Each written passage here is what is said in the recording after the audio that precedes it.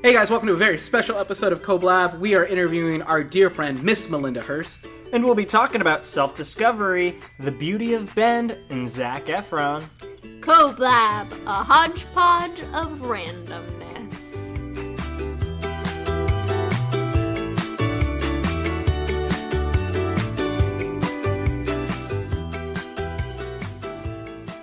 Hey buddy! Hi, Chester.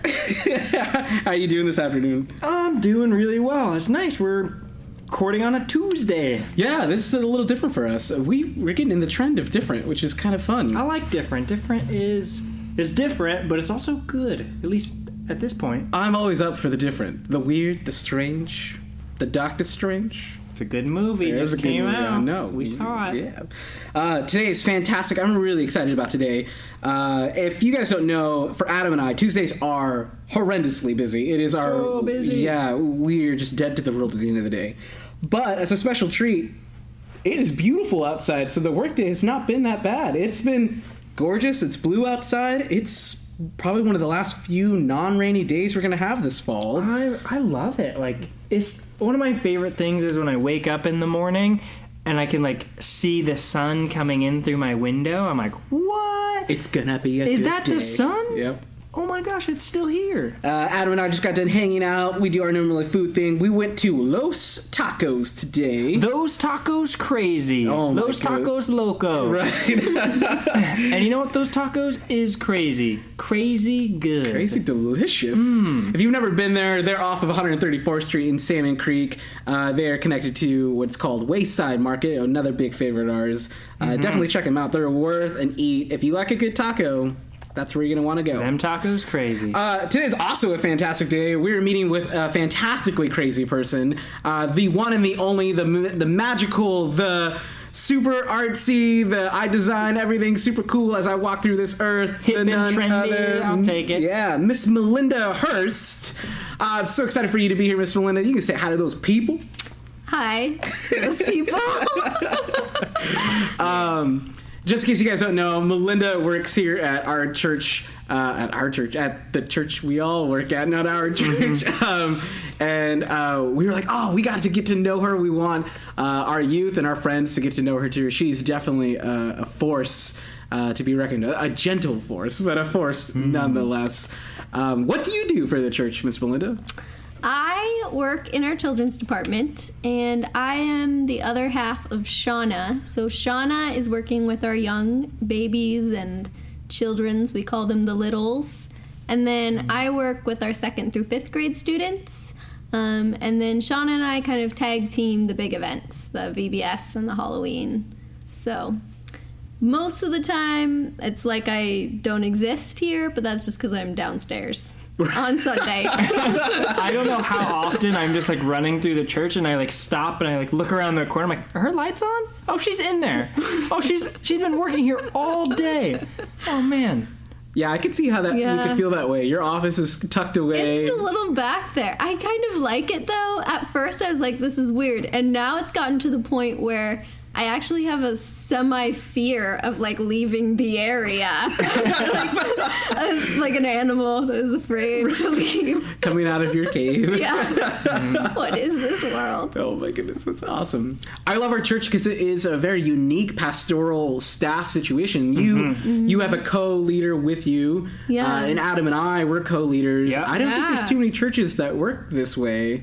It's kind of fun. It's nice to know that you're there's a lot of pressure and things that you have to do. It's a job, right? Yeah, but sure. there's also somebody else there that can relate and bounce ideas off of. Oh, yeah, and totally. You're not just so alone all the time. Yes. That's kind of fun.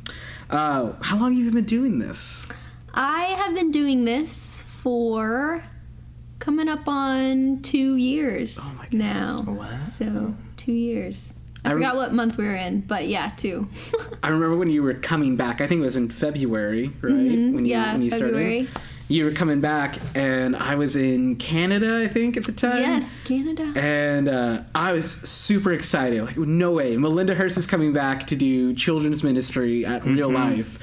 This is a big deal. It's a big deal. That was a big deal. That was crazy. And your style is very evident in how you do children's ministry. You you're not like now, the three of us are not licensed. We're not licensed pastors. Nope. We'll start going through these processes at different times. But we all have different styles in our pastoral type of leading. And yours is super unique. I love the images. If you've ever been to our church, you would see, like, there's a gigantic, like, 50-foot chalk wall. And there's art that goes up all the time. It's always rotating. And the kids get involved, and there's, all kinds of stuff going on there. And then, of course, when you get on the board, then it's, oh my gosh, stand back, because that is definitely art.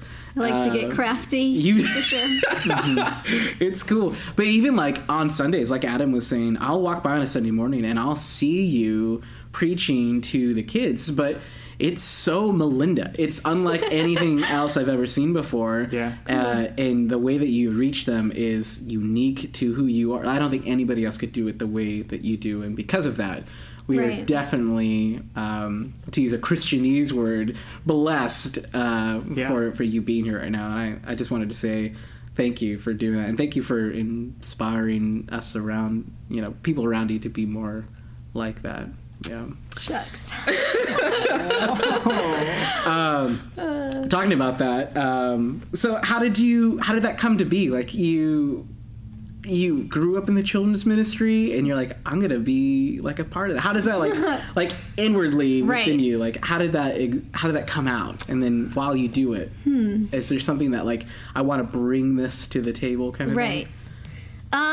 Well, yes, I grew up here at Real Life Foursquare Church. Back then it was called Salmon Creek Foursquare Church. Good old Salmon Creek. I love that name. And so my family came here to this church when I was in, like, 3rd or 4th grade. I think it was 3rd grade. And I was a student of Bethany, who was Bethany Langdon and is now Bethany Lee, and our second Pastor Lee in that sense. And she was hugely just inspiring in my childhood life. Actually, when I started here, then Shauna was going over some old papers, and she found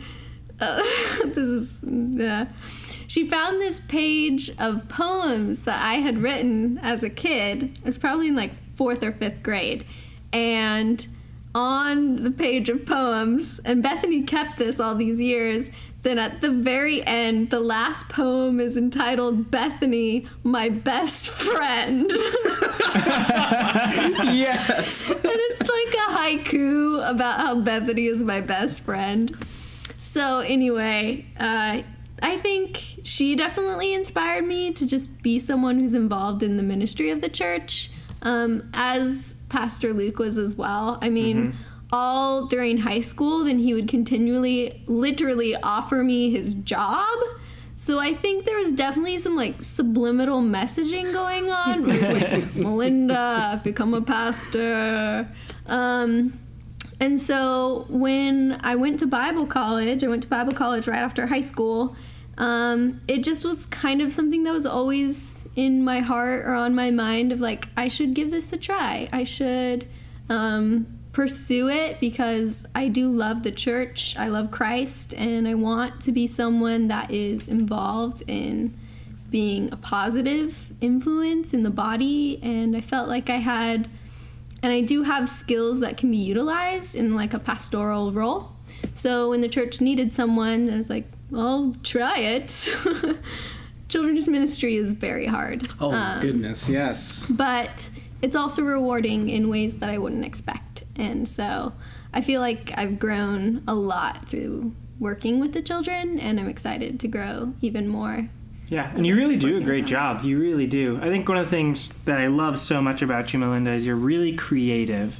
I remember even, like, when I first started in ministry, you were on my, like, red team at the time, and you were, like, my creative mind, where I was like, I got nothing, and you're like, well, what about this, and I was like, those are all brilliant. And so it takes such a creative person to make all that stuff happen for children, and just all the different classes and things that you guys are doing down there. Every time I walk, I'm like, this is so cool. I'm so glad that our kids get to be a part of all these different cool things. So thank you for that aspect of it. Yeah, no, I'm I'm right there with you. You're talking about inspirations from Bethany, who might be one of the best pastors, not children's pastors. She is an amazing children's, but might be one of the best pastors, period, that I've ever come across. And she inspired you and countless other people to pursue ministry and life in a way that is just bold and brash. But what other things inspire you as a person, not just in ministry, but like in life in general? Because you are a very eclectic. Is that the word I should use? I think that's a good word. Yeah. Actually, I like it. a lot of people say hipster, which I accept because what else are you gonna do? But I mean, you I feel have like a it felt has hat. so many negative Totally. connotations. It's also like a Right. You're more than that that, who I though. am? There are some aspects of there that Right. are relatable, but you are more than just some fashionista.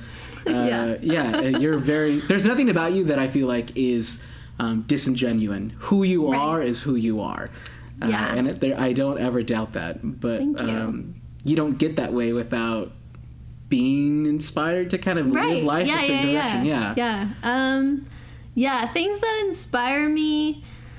There are so many different things that I pull from because I feel inspired in like every area of my life, of course, is pulling from something else or has grown from something else. So some specific areas though is like honestly Instagram. Whenever I'm like browsing on Instagram, I just like part of me says like, wow, I'm really not doing a great job at living life. And then I'm like, wait a second, I am. And also this looks really cool. I can do this. And so it's a huge source of inspiration for me. I didn't have one for a long time because I was like, it's just going to make me feel depressed. And again, going back to that genuineness, Right. You are not a social media user. I am not. Yeah, I'm so bad at it. And so for you to have Instagram is a big deal, and It you is. treat it again with that genuine nature. Yeah, right? yeah. It's like my Pinterest. I just like liking things. And when I get on it, then it fills my head with ideas. And then I'm like, all right, I'm going to go do some awesome stuff. So I feel like you're the person that like Instagram was made for, and then everybody else just jumped on. like Instagram to me is not the same it is for you. Okay. But I love that it speaks to the nature of who it you are. does. Yeah. It's inspiring. You were earlier. You were talking about how certain people have inspired you. Like your family. You have a very unique. I know most of your family. There's an older sister that I don't know very well, but your family's super unique. You're all your own person. Yeah. Which is kind of fun because most families don't have that. They're all kind of really relatable. But you were telling me how they inspire you. What does that mean? Well, so for those of you who don't know, I am the older sister of James Hurst, who goes to COBLAB youth group. That good-looking guy. He is a good-looking kid. Yeah, he is. But we are also siblings to 7 other siblings, so there's 9 kids in total in my family, which isn't that. I mean, it's larger than the average. I mean, your family But could they're a go big toe-to-toe with the Hillers. Yeah. We're definitely bigger families out there, so I'm not going to say it's like huge. But it definitely molds and shapes who you are, I think, being a part of a big family. And like you said, that really just means you get a ton of different personalities that you learn to feed off of and interact with. And so for me, then having all these different people grow up ahead of me and after me and kind of being not only an influencer in their lives, but also getting influenced by my older siblings' lives, seeing their choices, seeing what they did, and it turned out really well for them, and then wanting to jump on that as well or asking them about it. I just recently made like a living change, and all of my brothers are helping me out with it because they're all really great at like handyman stuff, and it's something that I feel like I can connect with them with because I'm like, hey, my fridge isn't working, help me out. So it's just cool. They inspire me to, I don't know, see what works for them, but then also do something. There's like a driving force in me being a kid of 9 where we do get lumped together, and it's hard to be original when there's like so many versions of yourself out there. Right. That it inspires me to be like, they did this, so I'm gonna do something different. So it really like drives in that force of, like you said, wanting to be totally yourself, totally original all the time, because you don't want to be mistaken for someone else. Right. Yeah. Or find yourself living someone else's life. So I think all of the siblings inspire me in different ways. So I really appreciate being a part of a big family for that reason, and attribute a lot of who I am to that reality. That's so cool. And if our audience could get to know your family, they are amazing. Some of the most amazing people I've ever met. And gosh, you're so dashing. So good Good looking. genes. I Good know. genes for sure. Everyone's so good looking in your family. You were specifically talking about Isaac. Yeah. He's very important to you. Oh yeah, my Isaac is my oldest brother, and I don't know if James mentioned him too. I feel like he is an inspiring person to a lot of my siblings because he is one of our older siblings, and so Yeah. we've all had the opportunity to look up to him, as well as my sister Nicole.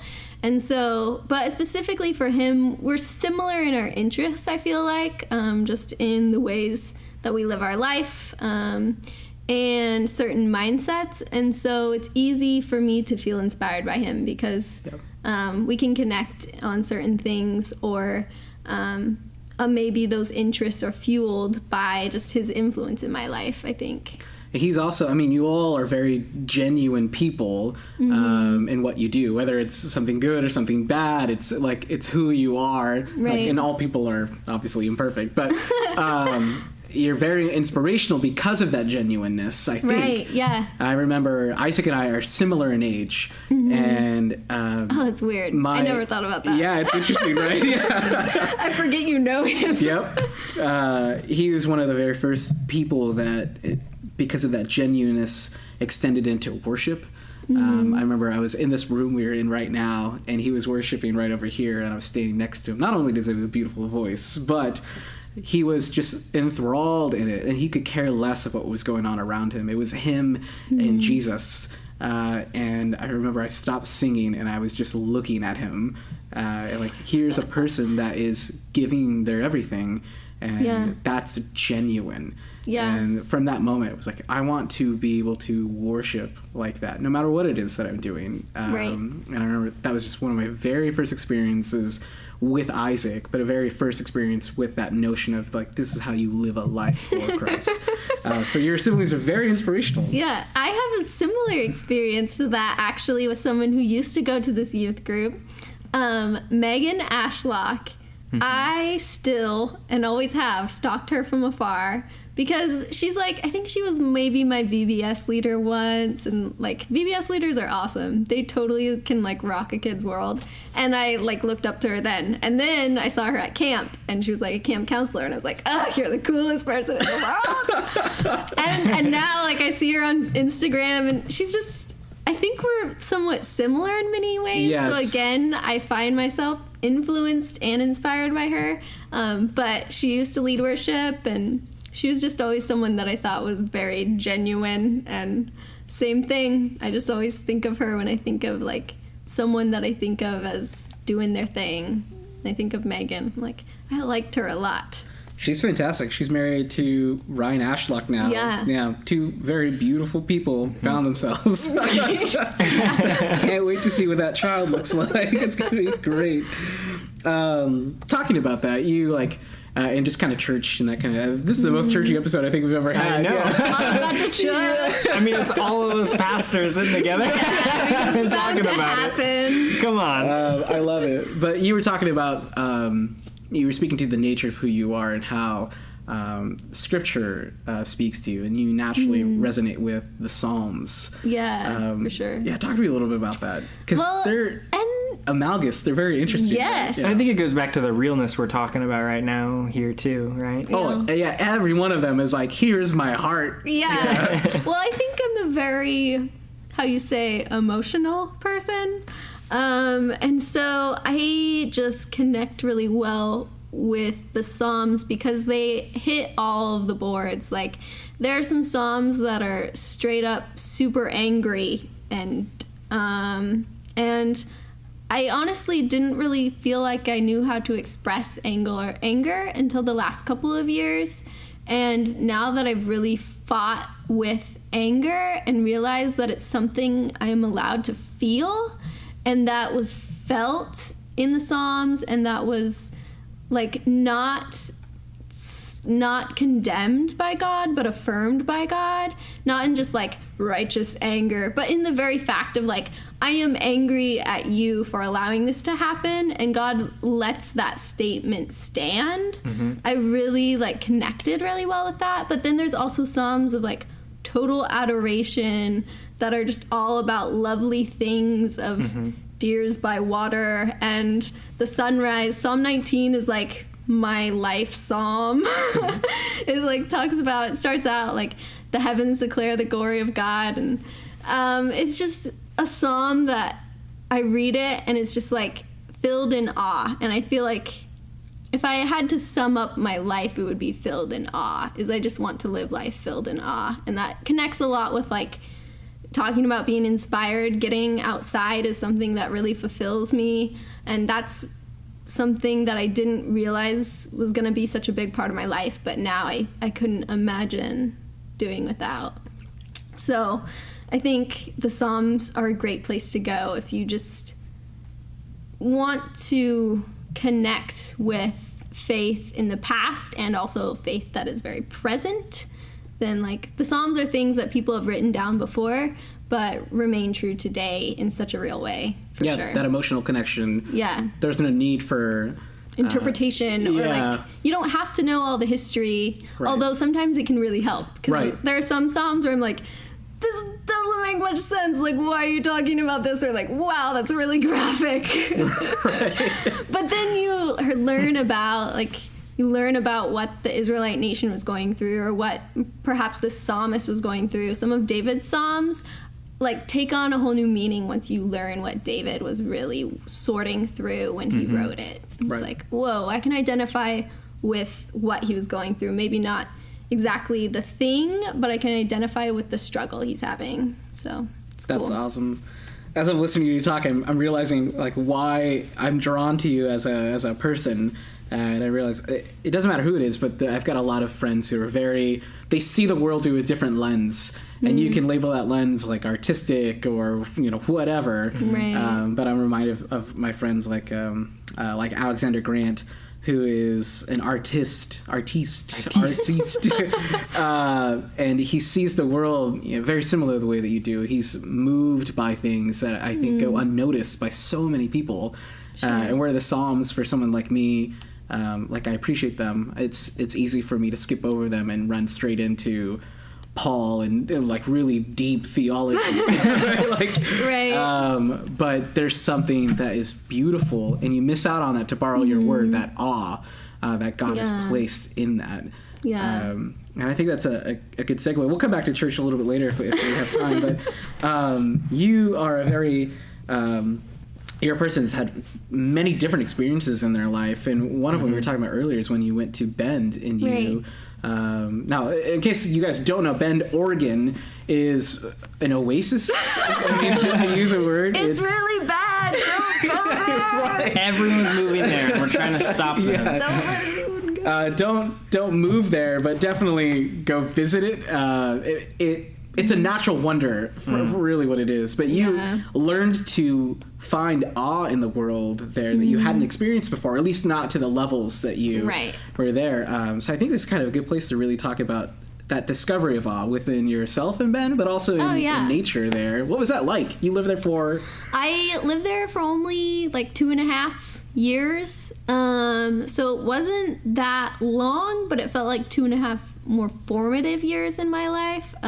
You had a lot going on. Yeah. 'Cause I was following you over Facebook, and your posts were... Whoa. Yeah, well, I mean... Well, yeah. So you're one of my youth. Yeah. I was a youth worker that shouldn't surprise in me. Children's Church, yep. So is Adam.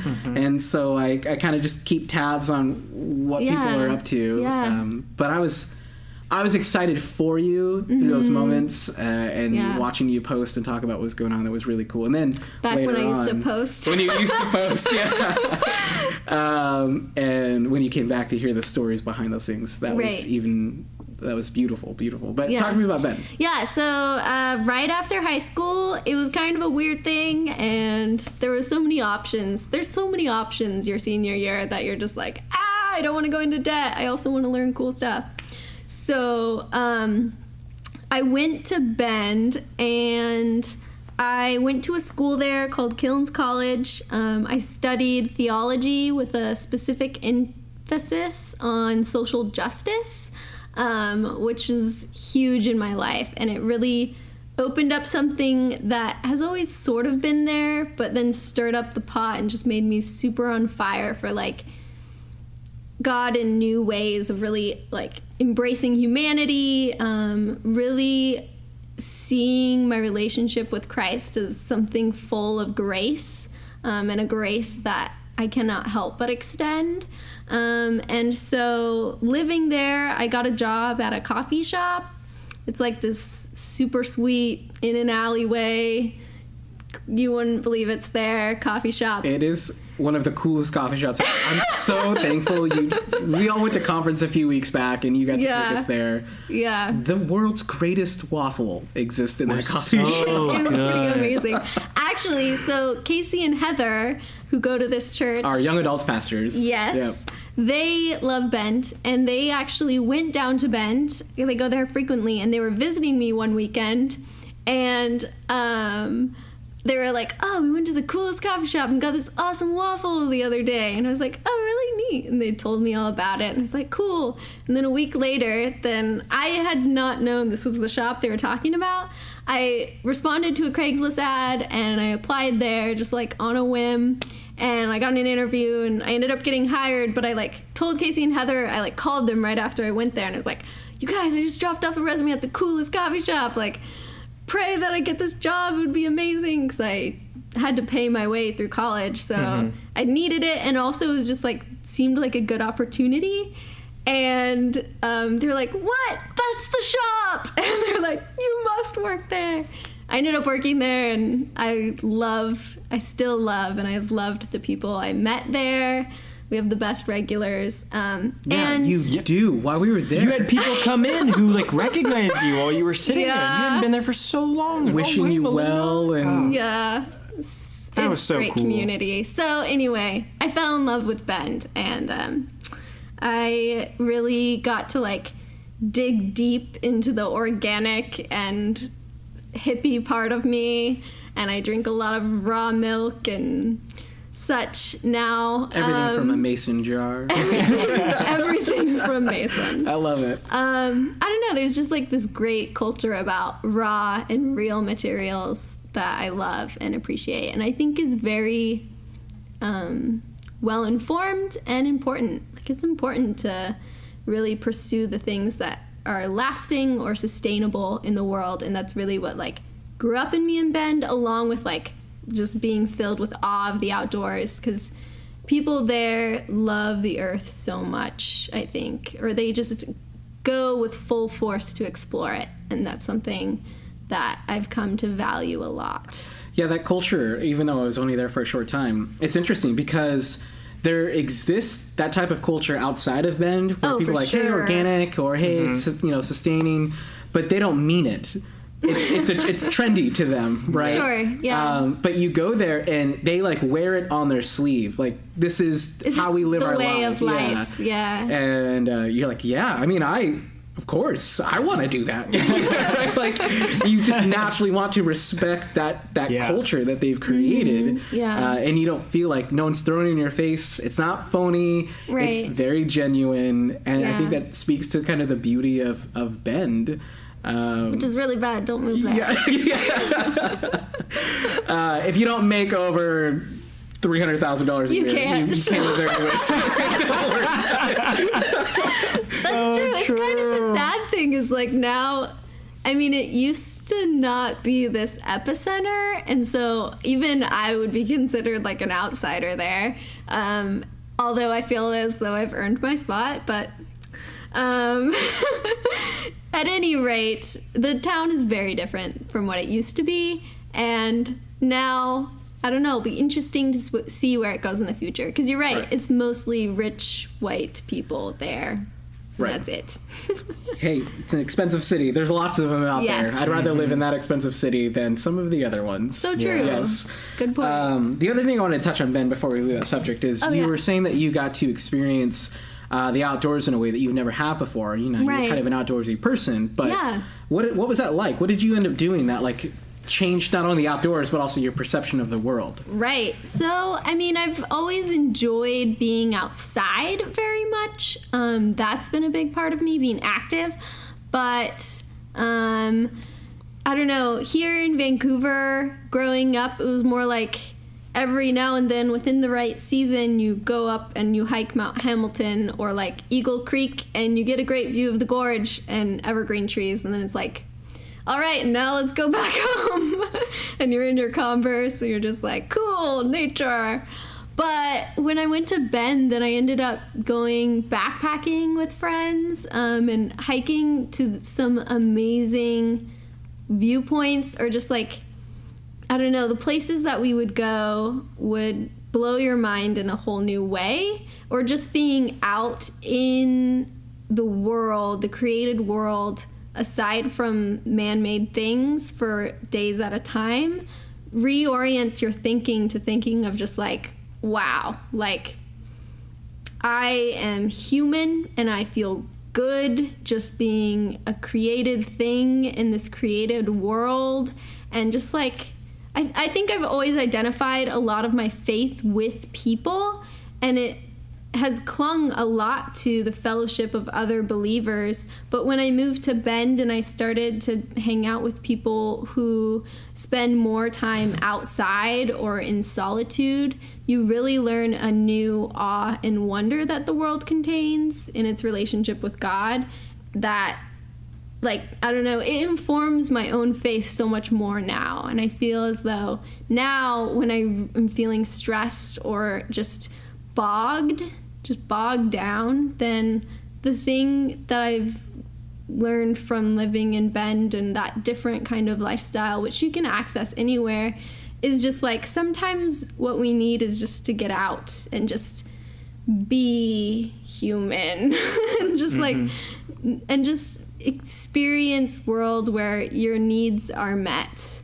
and it feels really great. So yeah, I think it's super cool. And I don't want to take away what we have so close to us in Vancouver, because we are really lucky to have and the gorge is beautiful. Yeah. And I don't think I appreciate it till I went away, or I learned of friends who have never been to the gorge, and then I go to the gorge and I'm like, wow, okay, this is crazy. Right. This thing, the Columbia River is awesome. And I would imagine you'd probably agree that those experiences in your Converse in the gorge helped you get to the next level of, now you're graduating essentially into a new level of exploration. Outdoor exploration. Of both for sure. the world and yourself. And so I would encourage people, like, go to the gorge. Go there. But when you're ready, there are other places to step up. Oh yeah, like Mount Rainier, Mount St. Helens. Right. They've got some good stuff too. Even that's close by. I love that. We're kind of getting closer to the end, and you're not all about like hiking and drinking things out of mason jars. You're a very fun and interesting person. Those things aren't. No, they are. I knew what you meant. I just had to throw it out there. No, but I was talking about some of the things you like to do for fun. Like, who are you as a person when you're at home or whatever with your friends?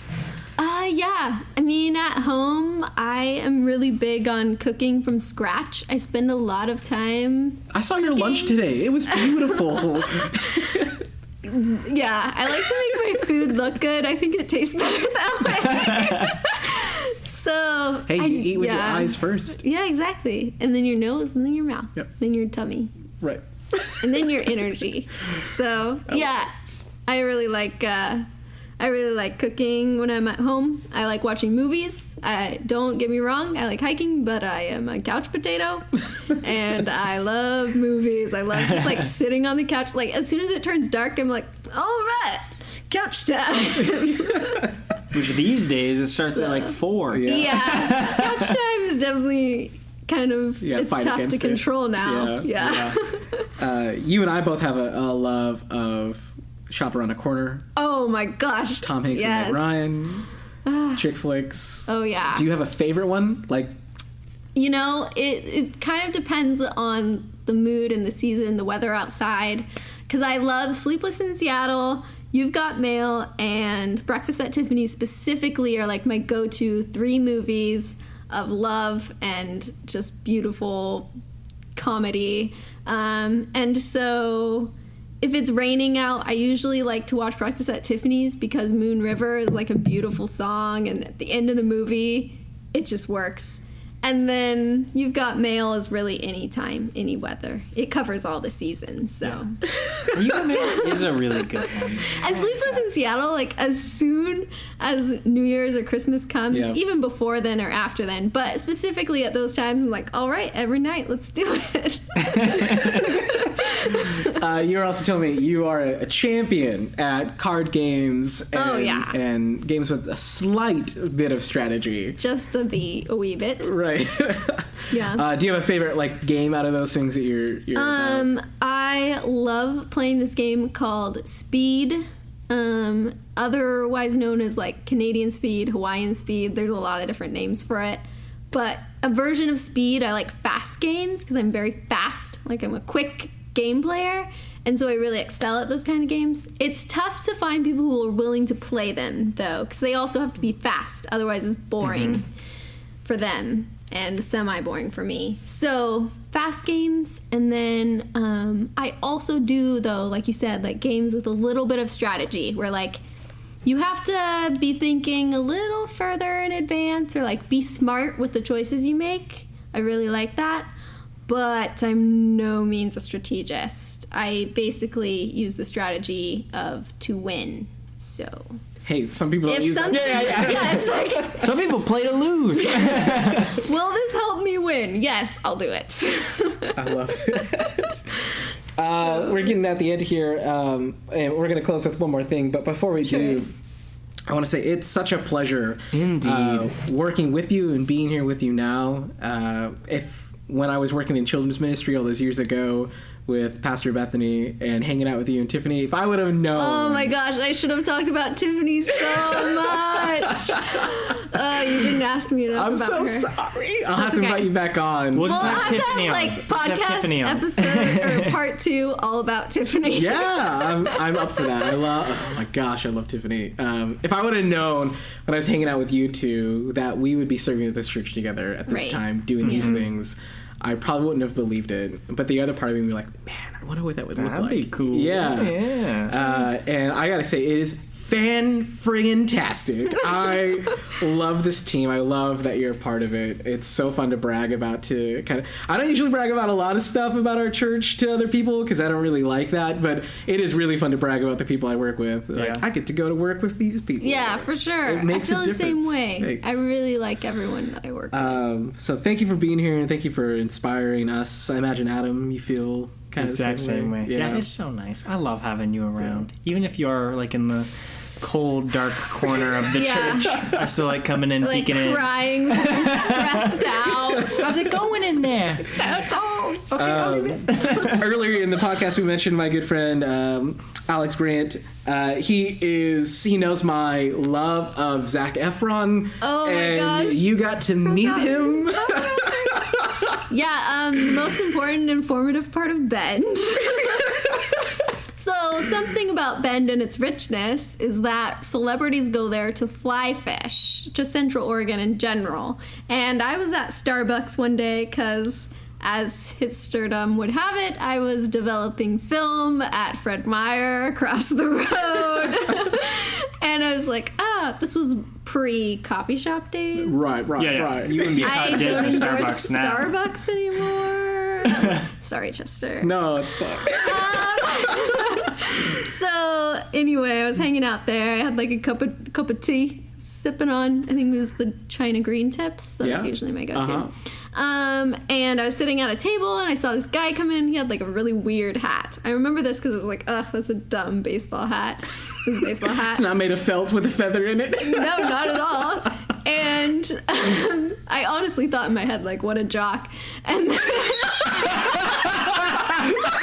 I love Jock. You're like, ooh, what a beefcake. And then, so he's with some other folks, and they go and sit down, and all these people are, like, starting to, like, rustle around me. And I'm like, what is the vibe in here? Like, the vibe changed. And then people started going over to him to take pictures and get autographs. And so I look up, and it dawns on me I'm sitting one table away from Zac Efron, and I don't know, my face turns like bright red. It's probably red now. And I am grinning from ear to ear. Like, I just feel the smile in my throat, you know what I'm saying? Where you're just like, oh, I'm in pain because I can't contain the emotions I feel. Such excitement. And it's like, I don't know, I'm not his biggest fan or anything. It never would have been on my list. But it's just like, I've seen his films. Like, he is someone of a different world than I associate with. So it was just so surreal. And I was like, wow, people like him, know him. I know him, sitting across from him. So all these things are going through my head, and I'm on Facebook at the time, and like, I think I posted, like, I'm sitting across from Zac Efron. I start getting all these chats, and I'm like, I immediately text Anna Evanson, because their family was just leaving Bend, and I was like, Anna, I'm sitting across from Zac Efron at Starbucks. And she's like, why did we leave? Anyway, I finally, like, work up the courage. This whole time, all the conversations I have are centered around, like, I don't think I can go and talk to him. Like, I don't want to be one of those people who goes and asks for a picture. And then I was like, oh, please, just be that person. I'm not even that person. Excuse me, Zac, can I have a piece of your hair? That was my intention. I have some in my pillows. I waited till there was, like, a lull. And I was, like, trying to make sure I didn't wait too long to where I'd have to go ask for the picture, come back, and sit down and wait after, because that'd be awkward. Right, you gotta... So I had to be ready to go. But I also didn't wait until he was going to be gone. So I went over, I brought my film camera, which I had with me, and he was like, can I get a picture with you? He's like, yeah, sure. So we snapped a film photo, and then we also snapped a digital photo, and which you put on Facebook. I did. And I saw... Nobody should look at it.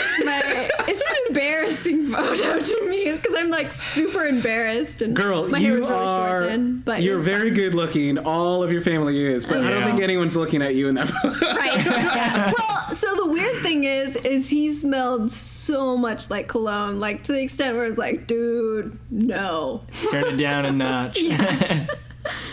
That's awesome. Anyway, I met him. We're pretty much best friends. His dad commented, because he was with his dad.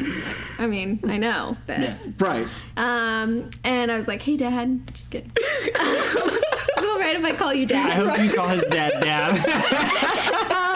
We, like, had a little banter, and he was like, I like your film camera. And his dad was like, oh, I used to have one just like this. And I was like, ah! That's so good. Remember me. Oh my goodness. I'm so sorry. I didn't mean for you to have to bring that up. No, it's funny. But, I forget about it. I'm glad that you did. Yeah, I like talking about it. No, I don't forget. It's like my claim to fame. No, your claim to fame is... I should mention it with Melinda the kids, Hers. actually. I don't even know if they know who they're so young, right? Yeah, I mean, it's true. High Zac School Efron Musical is a bit of a happened thing so, of the past. Yeah, right. Probably not a positive influence to bring up again. Right, Yeah. right, yeah. A lot has changed in his life since High School Musical. Right, yeah.